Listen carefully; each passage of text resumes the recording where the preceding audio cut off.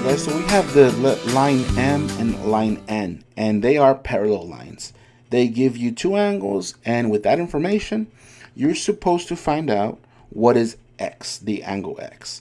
Well, let's try to figure this out, guys. Very simple, right off the bat. You need to know some of the properties of triangles and also of parallel lines.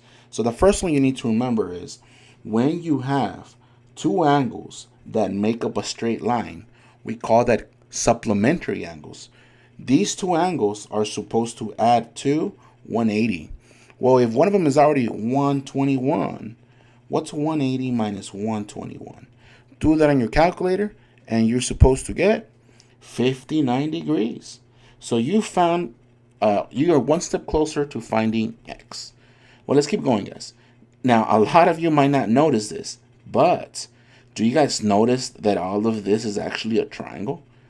This is a triangle, guys. So you already know by previous videos that a triangle is made up of how many degrees? It's made up of 180. So if we have 59 and we have 29, what does this angle have to be? And here's the thing, spoiler alert, a lot of people might say 90, but not really. Check this out. What is 180 minus 29 minus 59? Let's do it on the calculator.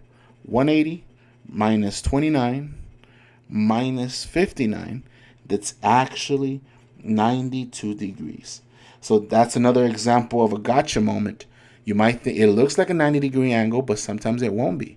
So you got to watch out, guys. You know it's a 90-degree angle when you see a little square. If you don't see the square, do not assume. Well, let's keep it going, guys. If you don't remember angles that are vertical, in other words, right across from each other, vertical angles are always congruent. Congruent is a fancy word for saying the same. So this is 92 degrees. So far, so good? Great. Now, for the last piece, and actually, now let's keep solving though.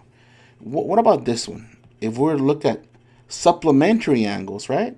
If a straight line makes 180, well, what's 180 minus 92? That would be 88. So we know this is 88. And because of vertical angles, you know this is 88. So far, so good. And what else could we do? Let's see. We could just keep playing. You know, this is supplementary, so you can find that. But let's come back to this one. We want to know X. Well, check this out. Aren't these parallel lines, guys? These are parallel lines. So if they're parallel, and we have a line crossing this parallel line, well, isn't this angle and this angle known as corresponding angles? Son correspondientes because it's the same position on both lines, and we know that corresponding angles are always equal. So that is also 59 degrees, right? If for some reason you didn't want to solve it that way, well, another way you could do it is, hey, isn't this angle and this angle alternate interior angles? Alternate interior.